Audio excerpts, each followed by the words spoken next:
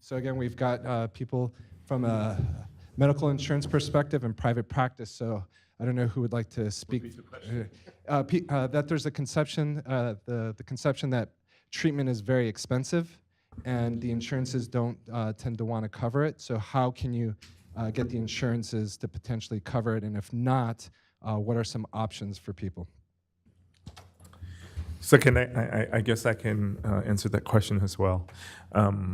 From an insurance perspective, per regulation, they're supposed to cover substance use disorder treatment. Unfortunately, most insurance carve it out to an entity called managed behavioral health organizations. So if you have private insurance, that carved out is the responsibility of the MBHO to take care of it. Just like on the mental health side, the network that most of the MBHO has is really small. In fact, in the insurance world and at the state regulator level, they always look at those networks as a phantom network. And that means they got a network of provider that also on many other insurance panel. And usually we know from the insurance side that a patient would call up a clinic and say, hey, I need a treatment, and that it depends on which insurance company and which contract rate you got. You might get in immediately or you might not.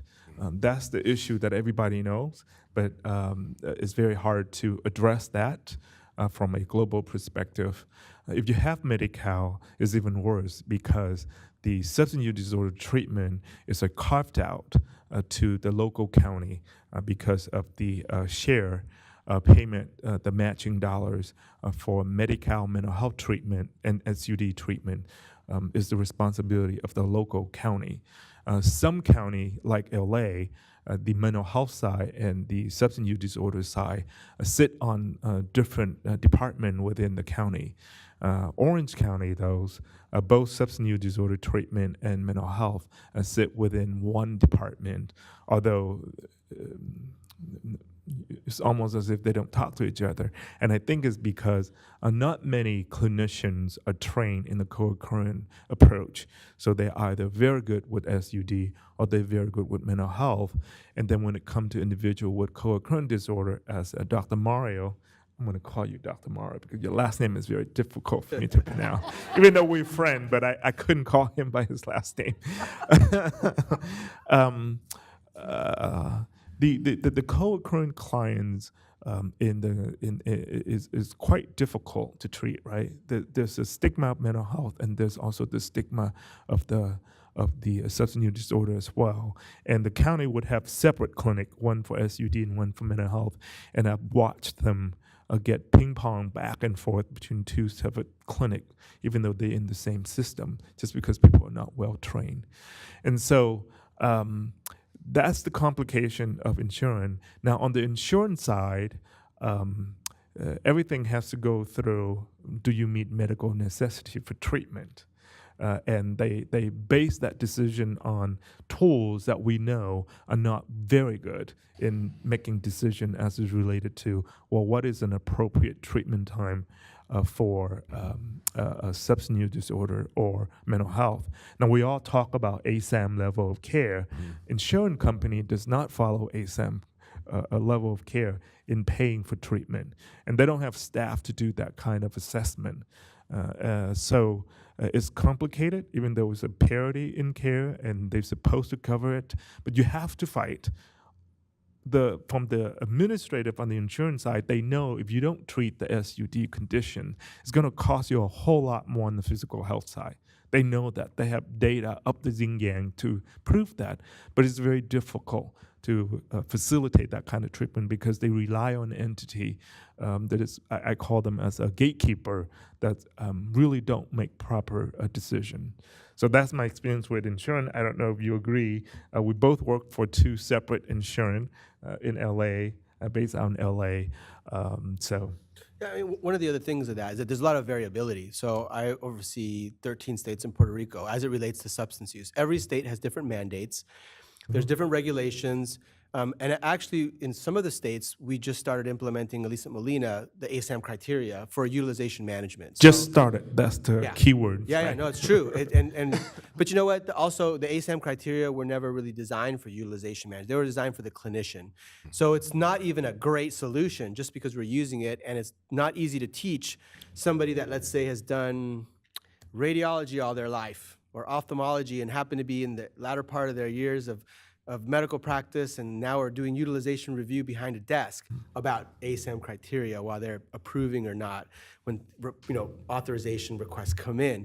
So there's still way more problems. And look, we're getting better in some ways. In 2008, there was a federal law that passed that required parity. That was the beginning of the discussion of saying if you treat schizophrenia, you can't say that diabetes is different if they're both diseases. You can't do the different. Now, of course, we didn't. We still don't. But we're now beginning to put teeth. The first year, I know right now, we're getting asked, and I say, well, in the case of what I do with Molina, I'm at the end of the day, they're going to say, the government's asking what you're doing in this population of kids that have Medicaid in this area of Texas to show that you're following parity. And I have to show them if they got this diagnosis, this, they would get this service. Well, don't just show me. Give me the numbers of the people that had requests that got approved.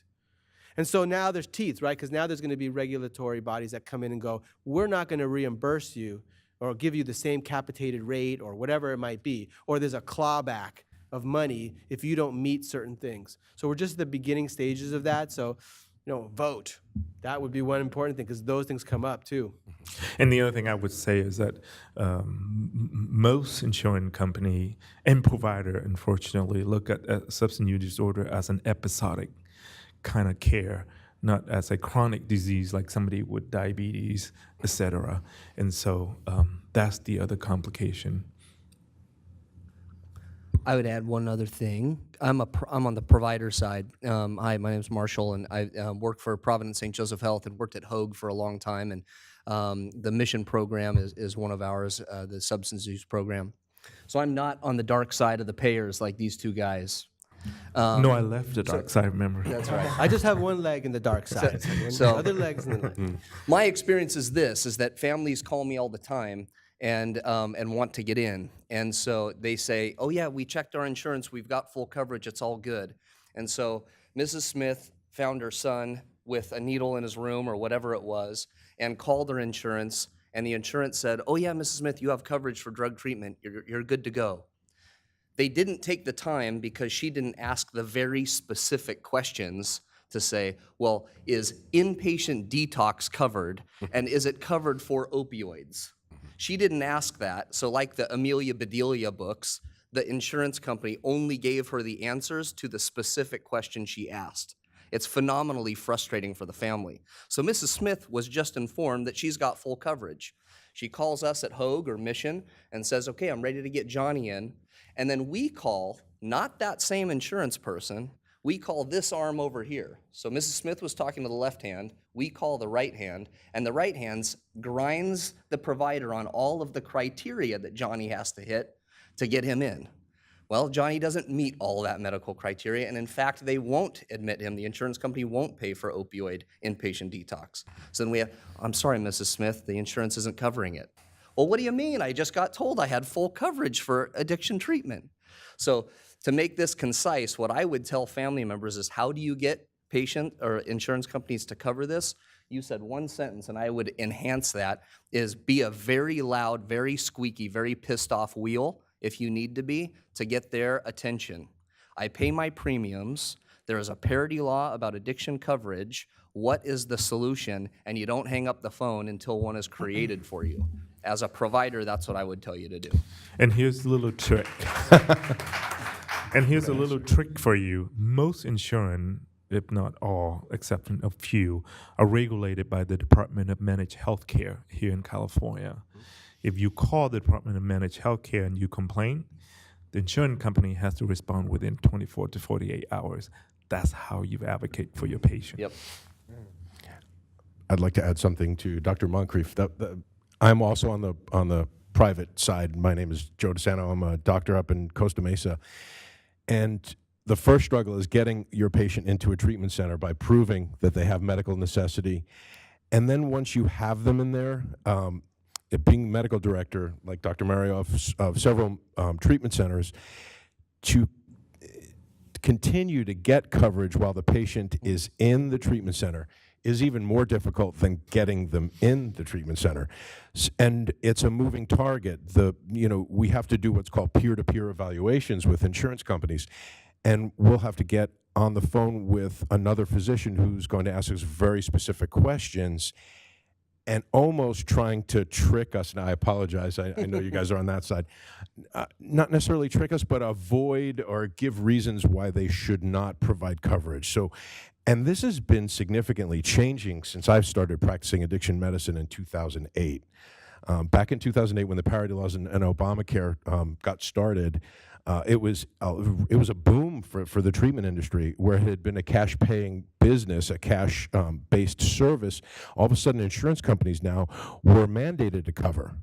So it was great. It was great for a couple of years, and unfortunately, it turned into a gravy train. A lot of treatment centers then started bilking, and the pendulum swung one way. Then I started getting into my private practice, and the pendulum was unfortunately swinging the other way, where insurance companies now started to become a moving target, where you had to, 1 year they would require these criteria, and the next year they would require these criteria, and you had to wait. And the first 3 months of every year are extremely difficult because insurance companies change their criteria and they change their levels of care, and each insurance company has different requirements for their different levels of care. And like you said, it's almost impossible to get somebody inpatient coverage for detox unless they've got, quote unquote, really good insurance for an opioid withdrawal. It's basically, we're told by insurance companies that the patients can handle that at home. Now, if that were the case, they would have handled it at home. And, so part of my practice is working around that and helping patients recover at home or in the office with assistance. So I would advise that if you have a big enough entity and provide care, for private insurance, there's 2 guidelines that most insurance follow, and that's Interqual and Milliman. Be very good if whoever does the utilization review for your entity familiar with those 2 books. That's what they use. And then if your patient have Medi-Cal, Medicare, it's a CMS guideline. Go on the CMS website and download the benefits. Nobody can deny it as long as CMS said it is a covered benefit. Thank you. Another recurrent theme in terms of the questions is, and maybe this deals with the psychotherapy portion, is what are the steps that family members should make when dealing with someone in their family with a severe addiction of some sort, and how do you get them involved? How do you get the family involved? Yeah.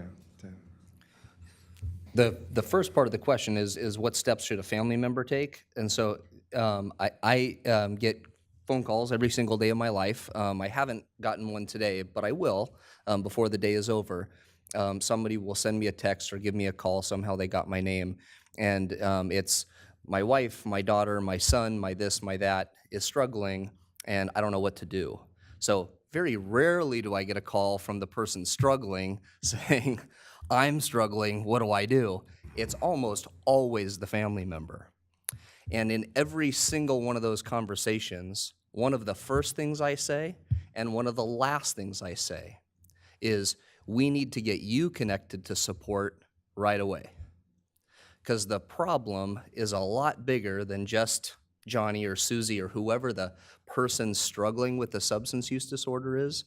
Doesn't mean that it's a family member's fault, but they can't not be part of the issue. And it is almost guaranteed that what comes up for you naturally as your natural response to the challenge will be problematic. It's really, really a tricky disease, and most of what we have to do as loved ones is very counterintuitive. In fact, it runs almost completely antithetical to how we're wired to take care of a loved one. So we require somebody who's objective, skilled, and seasoned to help us navigate that successfully. That's what I would say. A family member needs to get support themselves. I would certainly agree with that. I think if the family are not fully engaged, it's not going to work. And the other thing is that if you are the family member and it's your child, you feel immense guilt about how you failed as a parent to be able to fix the problem. Yeah. And so for you to have support and therapy, it's key. It's a family disease. It's not just the individual. That's right. You think of a mobile, you know, one of those mobiles that hang above a crib or something, and they're just perfectly balanced, and you hit one and the whole thing goes out of sync. There's the family dynamic. Yeah. And I think from a provider's perspective, I think we're all bound by that beast called 42 CFR Part 2, which was I was quite disappointed because it really didn't get to where we want, even though we had a year and a half or 2 years of discussion on how to change this at the federal level. But don't give up. We're still looking at it and trying to push this. For those of you who are not clinician, is a confidentiality laws related to providing care for substance use disorder. Now, I've always tell family that a provider cannot share with you what is in the treatment, but it doesn't stop you from giving information to the provider. You need to understand that, right? As long as you know your son, your daughter is going to Dr. Mario for treatment, and if your son and your daughter said, nope, I do not want you to talk to my family, but it doesn't stop you from writing a letter to Dr. Mario and say, hey, this is what's happening. Most of the time they go in to see Dr. Mario and they want to please Dr. Mario to say how good of a physician he is. They'll tell him, oh yeah, I'm sober, I'm not doing this or that. And you live at home with them, you know what's going on. A good physician like Dr. Mario would appreciate your letter and read it, even though he's not allowed to talk to you. But you will give them information that he won't have in half an hour that he spent with your family. So don't be mistaken with the confidentiality law. I know you use good intention. I was in the same panel at UCLA with a couple folks, including lawyer, and the grandfather of the 42 CFR Part 2, and that was 2 years ago. And he's still adamant that he wants to keep the 42 CFR Part 2 as is and not change it, not knowing that it is the disease of a family, the communication between family member and clinicians is very, very important in the process of helping someone to recover. Along the lines of group therapy, maybe you can educate me. I thought during the inpatient portion of someone's treatment, there is some component of group therapy amongst the individuals that are there. If a patient who is currently in-house is not seeking that group therapy, how can you encourage them to participate is one of the questions. So those are, those are levers. There's a lot of different, there's a lot in that, right? So when you're talking to somebody, even if I were to have, in the example Dr. Chow gave about somebody giving me information, I might actually figure out that person's possibly a trigger and a problem, and I wouldn't want to include that. So, but there's always a negotiation happening. And so if somebody comes in, I rarely get somebody to go, I'll do everything you say, and then really do it, right? So the negotiation starts even at that point. Some say, well, you have to figure out kind of why. Some have disorders where they don't do well in groups. They get anxiety attacks. You have to deal with that maybe before you engage them. You have to individualize care always anyway, so they may need some more individualized therapy. You may approach them through an area where you first stabilize them medically and then engage them in groups. Generally, groups it's one form that provides people the opportunity to learn from other people's stories and to not feel like just like they're weird or something, because they can hear so many. Oh, I felt that too. That's kind of part of the value of mutual help, mutual support groups like 12-Step. And in the therapeutic setting, it can be used in that way too. But it doesn't have to be. It's not the only way. So, but there are a lot of different levers that can be used, and in some cases, some programs would say, well, if you're not going to participate at all, we either need to find something else, another way for you, or this is not going to be for you, because they may not be at the right stage of change. And part of the stage of change, and you probably heard the idea of surrendering, some of that means, you know what, the way I've been doing it hasn't been working out that good, I'll listen to you.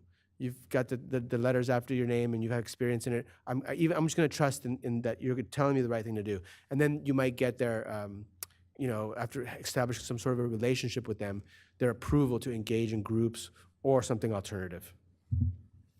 Yeah, that makes a ton of sense to me. So one of the people sitting out there with you is Deidre, so she runs our program up at Mission. So Deidre's got a PhD therapist who is well-trained in trauma treatment, post-traumatic stress, and anxiety disorders. And she's got a certified drug and alcohol counselor who came to this profession up through the ranks of his own recovery and has seen some grit and still presents with some grit. And so what Deidre has her team trained to do is just exactly what Dr. Mario is talking about, is triage the person sitting in front of her or them that doesn't want to go to group. And so is this somebody who's got a legitimate problem that's going to keep them from benefiting from the group, some sort of legitimate anxiety or traumatic experience where we need to call on that clinical therapist to pull them aside and have a traditionally sort of therapeutic interaction and help them work through the fear and anxiety of the group? Is this somebody who is just being difficult because of the stage of recovery they're in, and we're watching the behavioral manifestations of challenge? And do we need Johnny Grit certified counselor to come hug them around the shoulders, grab them by the ear, and pull them into group? And both things are necessary depending on who's sitting in front of you and kind of what's going on. And that's what we see happen in the treatment programs. To be effective, you need a team that's got a range of clinical skill sets and backgrounds, and you're pulling those levers exactly as Dr. Mario described, based on who's in front of you and what they're presenting with right now. And here's the dark side speaking. And I think that's the reason why many SUD providers are not contracting with insurance company, because some insurance company pay really serious attention to when the person is in the program, what is going on in that program. So CMS is the biggest one, and that's the reason why people with Medi-Cal, Medicare have very limited access to treatment, is because CMS is very strict. Our own private health system got audited by CMS, and we had to give back millions of dollars because CMS came in, look at every single charge by people who do not have experience or training in SUD, and will say, how did you document that? Why were you charging me this day for this service when clearly in the chart, the patient was just lying in the bed using your program as a residential program. So we're not paying for the treatment piece, right? And so that speaks to the complexity of contracting with insurance company and how to be able to document. So you ended up, somebody said, I ended up treating the chart, or I ended up spending 70% writing a note to proof for the service, and then 30% in providing the services. So it's a complication piece in the medical on the insurance side that somehow we need to change, right? I would agree. We spend, don't do what you guys do, but we spend 70% of our time doing nonsensical paperwork to please the insurance companies, and that's why your doctor never looks at you, because they're busy doing the data entry. And none of us went to school to be data entry clerks. At least I certainly didn't. Right. So. Thank you. The next question I'm a little bit scared to ask, but I'll go ahead. What is the pharmaceuticals industry role in this, and are they taking an active role in the solution potentially to what's going on? Do we have another day for a discussion on this one? Dr. Mario, since you're the keynote speaker, take that one. So look, the pharmaceutical industry, I like to think of things first as, when we think of chemicals, think of it as just a chemical is a chemical is a chemical is a chemical. It's not a good or bad situation, right? In some instances, a chemical can kill you, and then in other instances, it saves your life. Then there's the industry behind it. And we have a quite perverse kind of like the system that we have. Part of it helps us. We drive innovation, lots of cost, and we pay the highest amount. And part of that comes the marketing, all the stuff that I learned when I did my MBA. And then when the pharmaceutical industry, in terms of its role in the particulars of the opioid industry, we're pretty clear. A lot of pharmaceutical industries are now being sued and taken to task for having misrepresented the risks of opioids, not only to doctors, but to shareholders. It's funny is that the shareholders part is the one that actually is the one that they're getting dinged on the most, and then the regulatory body comes in. So it still comes down to money. And there are communities now that are even suing. They're not the whole problem, though, right? If we look at it in the big picture, because they also provide some medications that are the medications we use to treat people. Now, even in that, there's some shenanigans. And in fact, the main company that created this one drug called Suboxone, I mean, they've engaged in the past in type of protectionism for their products that have to do with patents that, in my opinion, have resulted in hundreds of thousands of people's lives either dead or really, really dropped in quality because of those practices. So we still actually have a lot to benefit from in terms of some regulatory aspects. I believe in this last year in the session in California for Medicaid, they took over the formulary. So it's going to be, it's right now the plans are to implement that for that line of business of Medicaid. They're not, the managed care plans will not be able to choose anymore because remember, there's a lot of other things in there. People get rebates, so they pick one thing over the other. What flavor gets changed because 10 cents went up over here. It's very complicated. So it is very much a problem, but it's also part of a solution. And just like the doctors, part of a problem and also part of the solution. And guess what? The very community of people that have addictions and everyone that loves the people that have addictions and then the society behind that, also part because there's a culture that pushed a lot of the kind of the grind of where we go with addiction, like with pain management, for example, where for some reason we consume about 95, 97% of all of the hydrocodone, which is in Vicodin and Norco, in the entire world. So what's different about pain in the culture of Americana than in Indonesia? I mean, I don't know. So what I'm saying is that there is kind of an aspect for each one to have contributed to what we now see as this avalanche that's happening now. But that I told you is not our first dance, right? I showed you already, not our first one. It's just in this. So the pharmaceutical industry does have an aspect to it, but it's not the complete story. Building on it a little bit, there's enough prescription narcotics in the country for every adult to have more than a 30-day supply. And so there is something about the pharmaceutical industrial complex and the market that Dr. Mario is talking about that's problematic. There's something you're also touching on, sort of the social complexities of this. And so I feel hungry. Well, there's a drive-through. I got a minor something. There's a Tylenol. So we also have a culture that's developed of intolerance for discomfort of any type for any length of time. And so this thing gets to be multi-layered and complex pretty quickly. But when you have enough narcotics floating around for every adult to have more than a 30-day supply, there's a problem in the production side too. First of all, I do not own any stock or anything in any drug company whatsoever.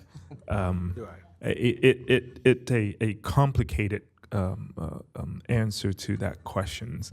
I think you hit it right in the spot.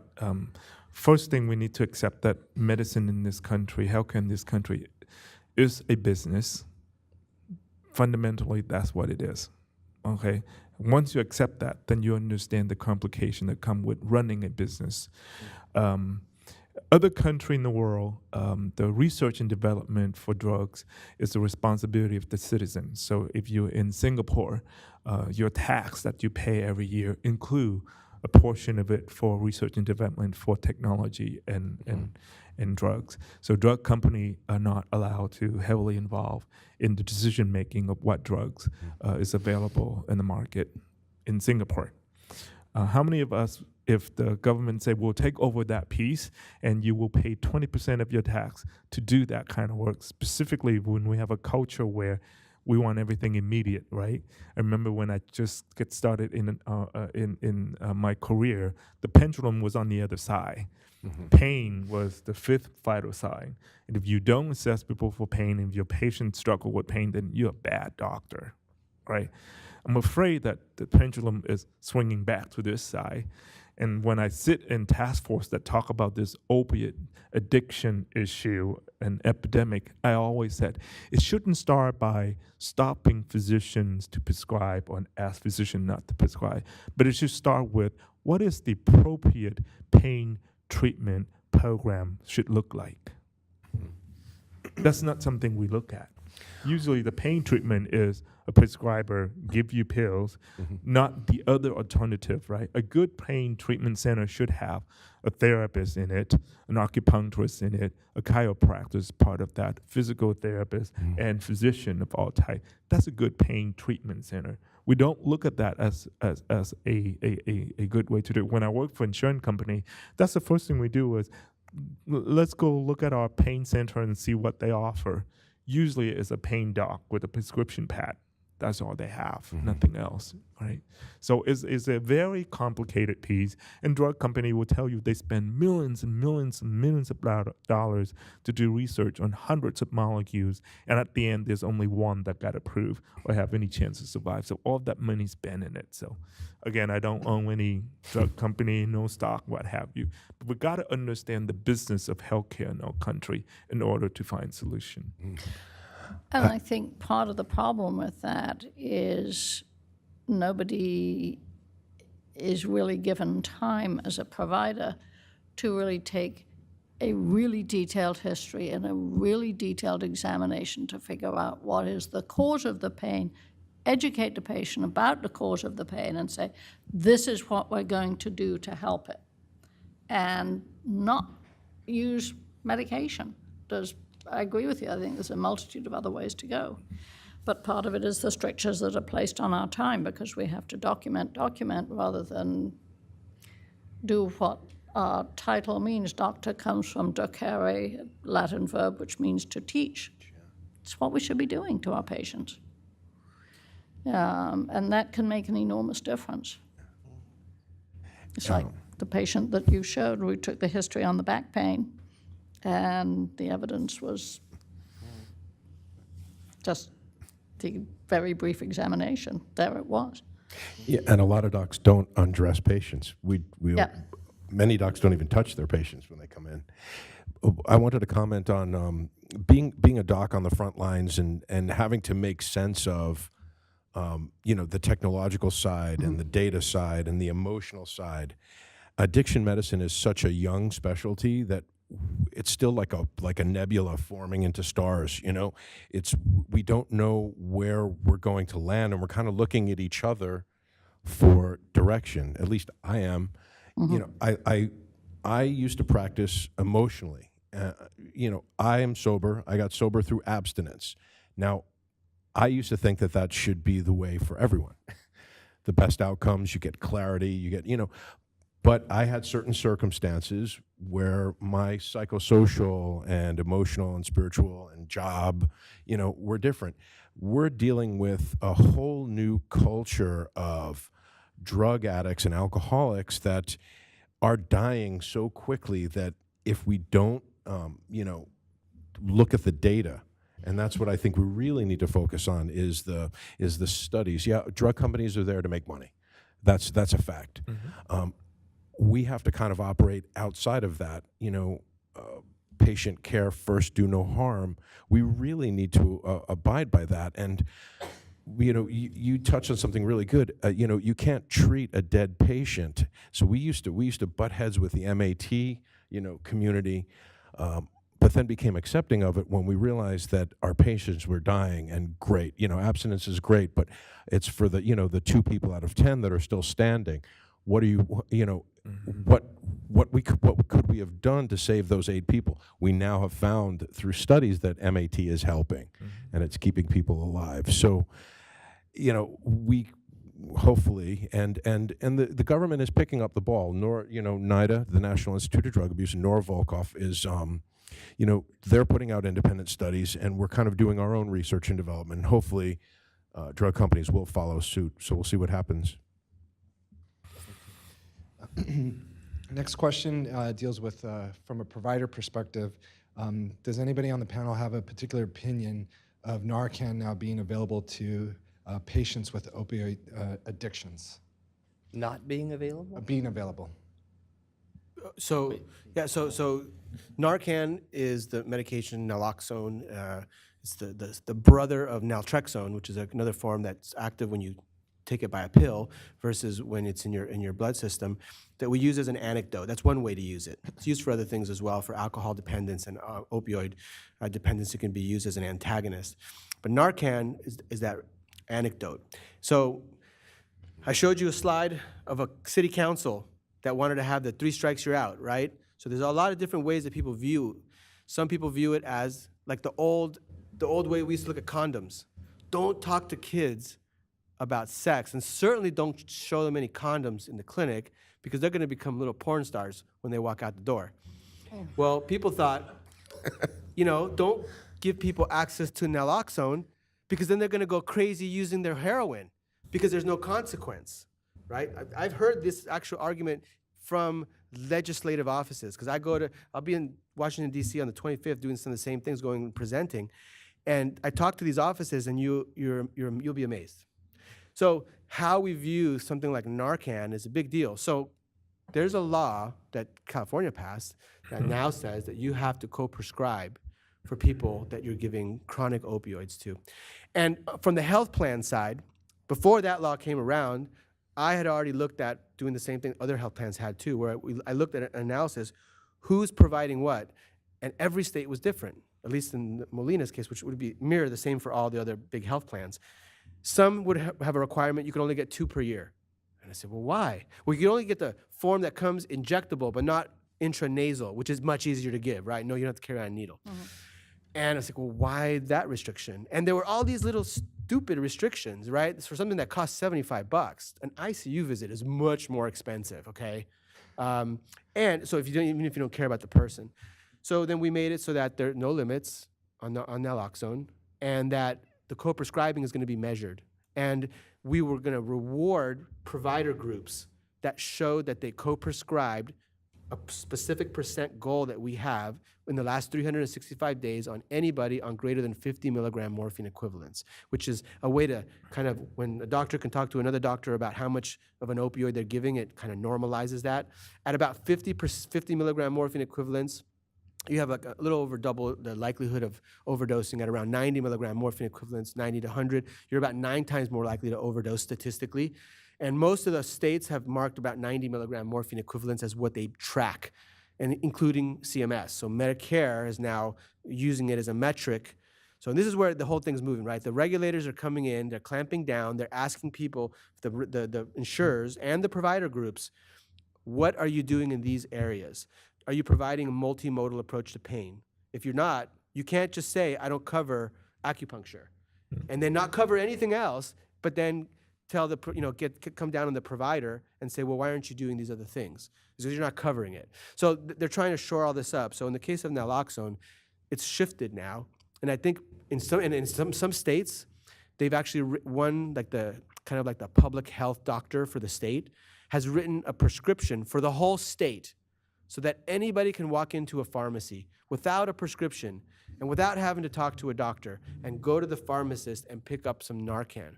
Now, who's the Narcan for? Is it for the person that's taking the opioid? I mean, yes and no.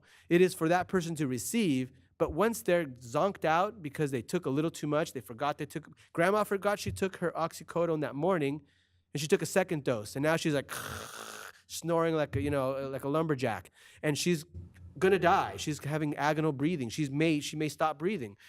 It's not for her to pick up the Narcan. It's for her loved ones in her house to have been trained by the doctor's office. This is what you look for. This is what she might be sounding like. This is what you do immediately. And this is how long it lasts. So they know you give it. It doesn't last very long, guys. You still have to call 911 because it's going to go out in a couple of hours, and then they're going to go down again. So this is the education part. So that's where we're moving towards, and more, and we will see more of that, I think, because people will get sued if they don't do it. That's the beautiful part about the legal system on that side. And on the opposite side of the spectrum, could you please discuss your thoughts on primary care physicians who refuse to prescribe opioids or any controlled substance under any circumstances? That's that pendulum swing. Yeah, so we struggle with that. I mean, even with the health plan, I remember when the CDC came out with the first round of the guideline as related to opiates. We've gotten letter from well, actually, the pain specialists in our network started sending out letter to patients that they would not prescribe addictive medications. And then we found out from the patient who complained. And then we had to call the pain specialist and say, well, you can't do that. It should be a tool in your practice when it's appropriate, right? Appropriate to prescribe, because there are people who have pain and would benefit from these medications. So again, the pendulum is going to go backward. I think it will get a huge effect on it.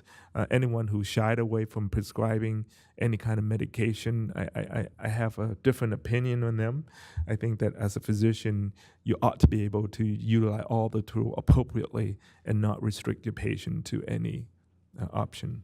We have guidelines now too. Yeah. And one important one that came out of the CDC guidelines on prescribing opioids for chronic pain, and Center for Disease Control and Prevention, and that outlined 10 important areas that you need to take into consideration when you escalate. What is the criteria for when you start, at what dose, when you use extended release versus immediate release. There's all these things. In fact, there's this other criteria called the STOP criteria. It's something that was developed through the kind of insurance companies have their own little organization, like doctors have the American Medical Association. Insurance companies have this called AHIP.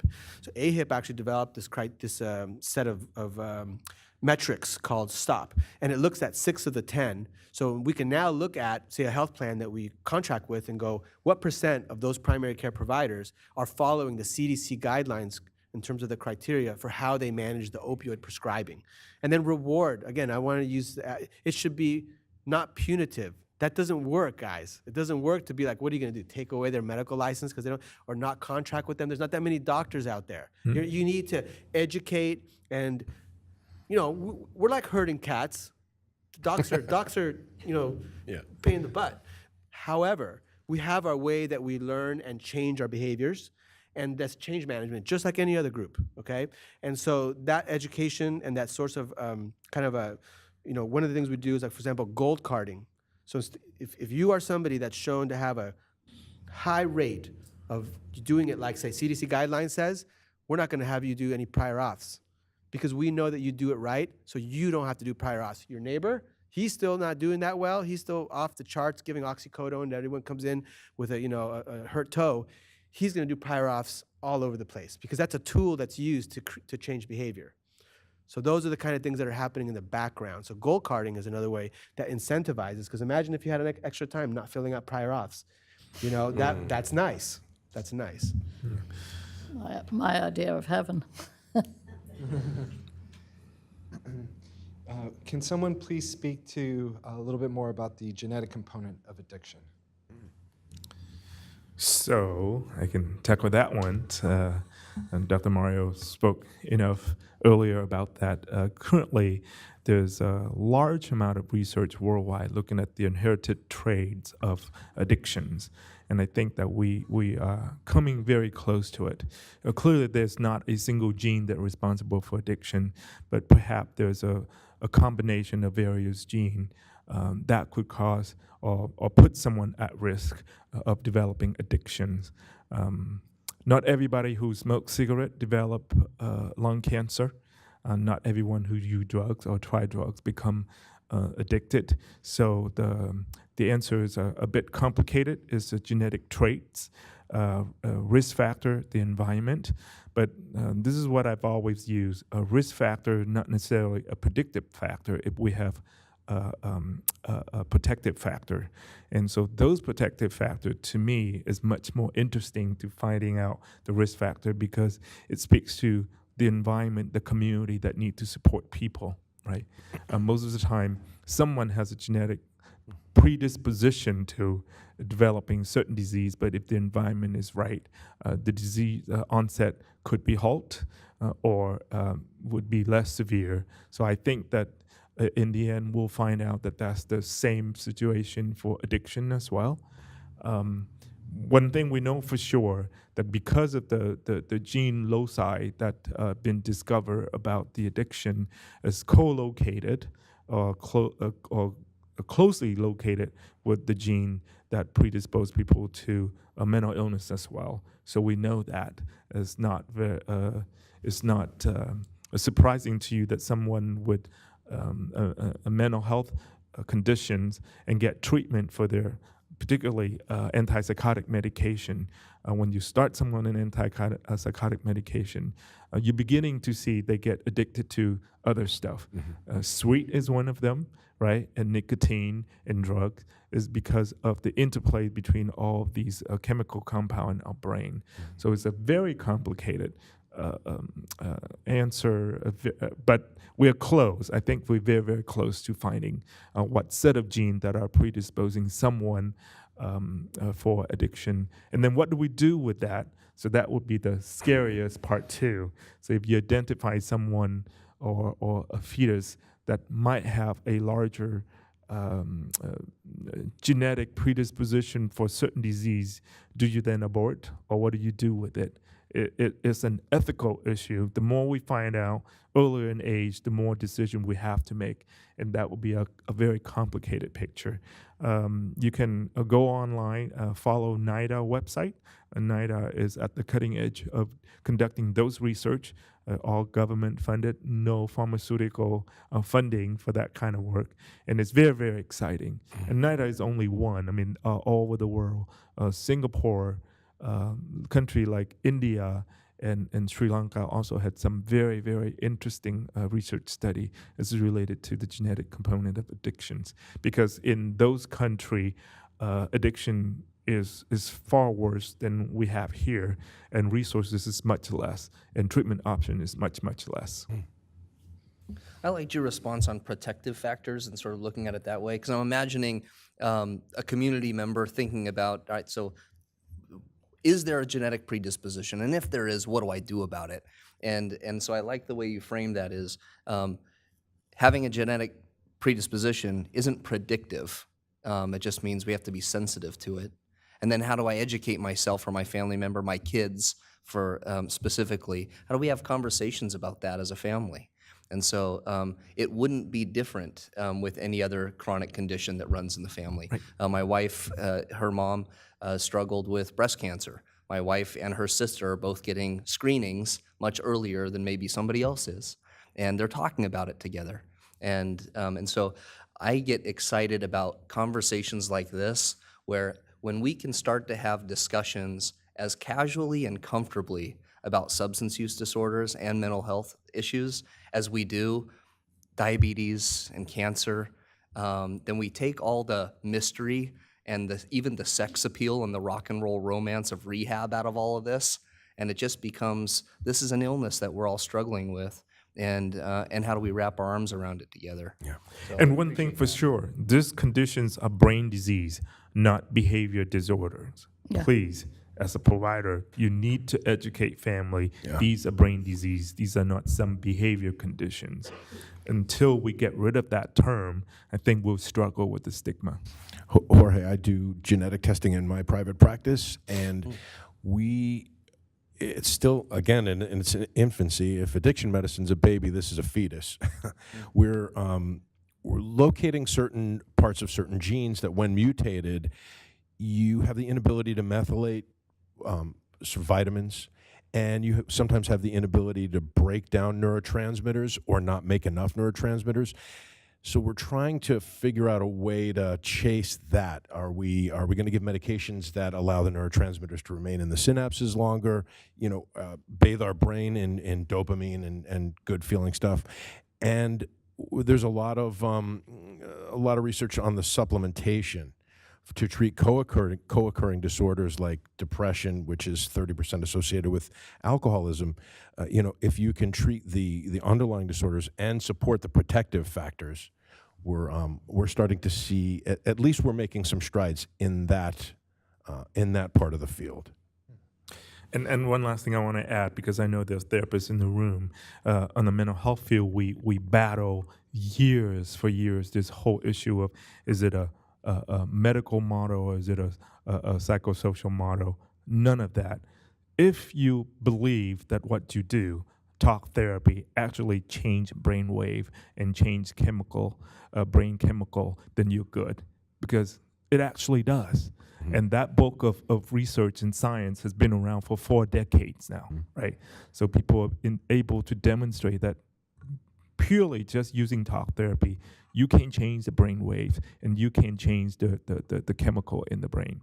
So it's safe, guy. It's not about a battle between the medical side and the social or the psychosocial side.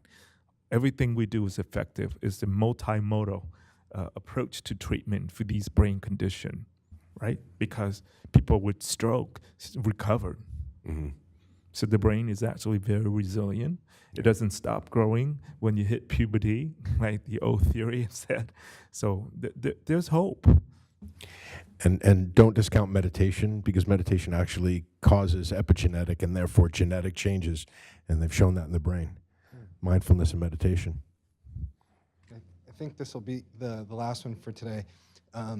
What are your thoughts about the legalization of marijuana or potentially other gateway drugs, quote unquote, in this epidemic? I'm gonna zip my mouth and not answer that question. I can give you some stats on once you are sober and you remain completely abstinent, and those who decide to do just dabble in a little marijuana, you're 25% more likely to relapse on your drug of choice. So with that in mind, are you willing to take that chance? And another question I pose to my patients is, why did you get sober? To sit around and smoke weed? I mean, it's you have to see where each patient is and meet them where they are. Yeah, I mean, I think a lot of, to tease that apart, there's the decriminalization aspect, which I'm fully in support. I've never, ever heard of a situation that in large aggregate will be solved because you threw someone in jail, although there are some people that do get, I have had them that do get a little bit of a moment where they pause and change their ways a little bit, but not as a general way to treat addiction that works. So then there's the side of, well, then in the case of cannabis in particular and THC, and then there's the complexity of the CBD that's not psychoactive. Okay, exactly what you said in terms of what population are we talking about? Are we talking about the person with an underlying substance use disorder, in which case I'd say, that is not a good idea to introduce a dopamine stimulating, self-reinforcing chemical that state changes to be able to, in somebody that already has that an issue with that. And then also the other main group is with the adolescent group. And because we have studies that have proven changes in their brains that don't necessarily correct back. And it's not the same as, say, a 30-year-old person starting to use marijuana kind of at any rate, really. We don't have a lot of great studies that show that, the difference between one, what we have now is different too. There's about, you can have about 20% THC content in an average joint in the 60s and 70s. And now people do what are called dabbing, where you basically have a little resin wax-looking thing that you pull out, extract from THC, as the THC, that's 90 to 100% THC. And that's what's being smoked. So, that little story of, your grandma's weed is not the same one people have during this day, and that's true too. So there's different risk factors for who develops psychosis as a result of it from the exposures. So it all boils down to the specifics of that population. It's not a good idea to blanket statement it, because I wouldn't say the same thing. We have research coming out with kids that are failing with seizure disorders, or we have patients with chronic pain, and they're trying to decide between, say, cannabis and high-dose opioids. Probably I'd say the cannabis, haven't heard anyone dying or doing too much from that in those ways that in opioids is kind of more predictable. So it needs to be individualized, and that's why we need to, I think, keep the criminal justice system out of that discussion, because that's just a tool that works in a different way than the way we need to think about supporting the family in the disease. And all I can say is that I treat plenty of kids who use marijuana and it affected their school performance. And I've treated plenty of adults who started to use marijuana at an earlier age, now has developed psychotic-like or schizophrenic-like symptoms that would not go away and required them to be on antipsychotic medication, otherwise they won't function.